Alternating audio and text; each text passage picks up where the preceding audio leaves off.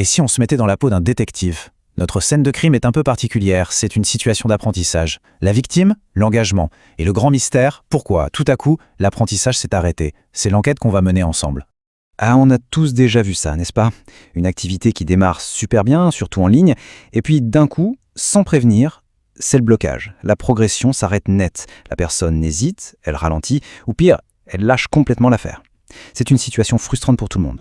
Alors la grande question c'est, mais qu'est-ce qui s'est passé? D'où vient ce blocage soudain? Qu'est-ce qui a bien pu provoquer une telle panne dans le système? C'est le mystère qu'on va essayer de percer aujourd'hui. Et comme dans toute bonne enquête, il faut des suspects.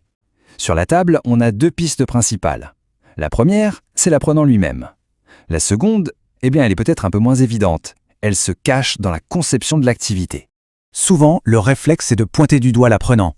Ah, il ne fait pas assez attention, sa mémoire de travail est saturée, il n'arrive pas à se concentrer. C'est le coupable idéal en quelque sorte. Mais et si on regardait de plus près? Le vrai coupable se cache peut-être ailleurs, dans la conception pédagogique.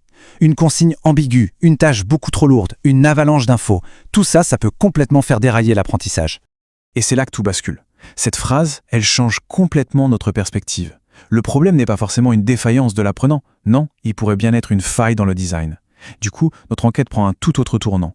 Bon, pour mener à bien cette enquête, il nous faut une méthode, un outil d'analyse bien spécifique. Et cet outil, c'est ce qu'on appelle l'autopsie pédagogique. L'autopsie pédagogique, qu'est-ce que c'est? Eh bien, c'est exactement comme ça sonne. On va disséquer la situation d'apprentissage. Attention, le but n'est pas de trouver un coupable, non, c'est de comprendre. Le concepteur se transforme en sorte de médecin légiste qui cherche la cause profonde du dysfonctionnement, pour s'assurer que ça n'arrive plus. Et pour faire cette autopsie, on a une sorte de checklist. On se pose des questions clés. Par exemple, qu'est-ce que la tâche demande vraiment au cerveau? Quel type d'attention sont nécessaires pour la réussir? Est-ce que la charge de travail n'est pas juste trop lourde? Et surtout, est-ce que le design aide à se concentrer ou est-ce qu'il met plutôt des bâtons dans les roues? Toutes ces questions, en fait, elles convergent vers un point central. Notre pièce à conviction numéro 1, le système cognitif. Et plus précisément, un de ses composants absolument essentiels, l'attention. L'attention, ce n'est pas juste faire attention.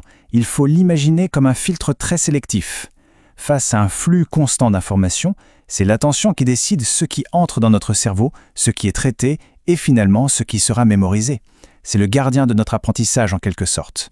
Et ce gardien, il est super polyvalent.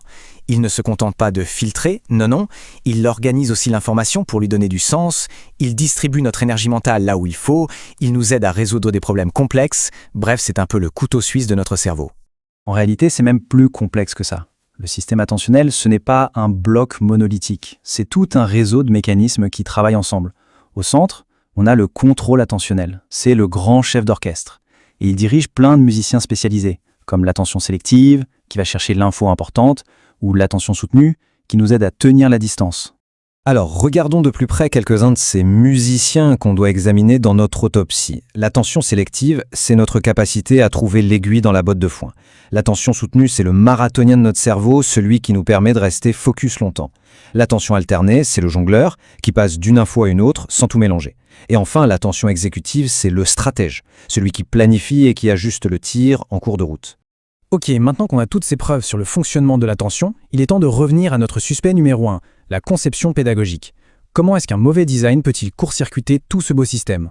C'est vraiment la question cruciale. Comment est-ce qu'un truc qui paraît anodin, comme la façon dont une consigne est écrite ou le design d'une page, peut avoir un impact direct et massif sur ces différents systèmes d'attention? Et la réponse, elle est là, sous nos yeux. C'est un peu la clé de voûte de notre enquête. On voit ici le lien direct entre une décision de conception et le type d'attention qu'elle va solliciter ou surcharger. La logique est implacable. Un bon design permet une bonne attention. Et une bonne attention, c'est un bon apprentissage. C'est aussi simple et puissant que ça. Prenons des exemples concrets pour que ce soit bien clair. On veut aider l'attention soutenue pour un long travail de lecture. Eh bien, il faut un environnement calme, sans distraction, et penser à intégrer des pauses. On veut soutenir l'attention exécutive, celle qui planifie. Il faut des étapes claires, peut-être des choix de parcours. Et pour l'attention sélective, là c'est simple, on met en évidence l'essentiel avec des repères visuels et on enlève tout ce qui est superflu, tout ce bruit. Voilà, le diagnostic est posé. Mais le plus intéressant avec cette autopsie, ce n'est pas juste de constater les dégâts.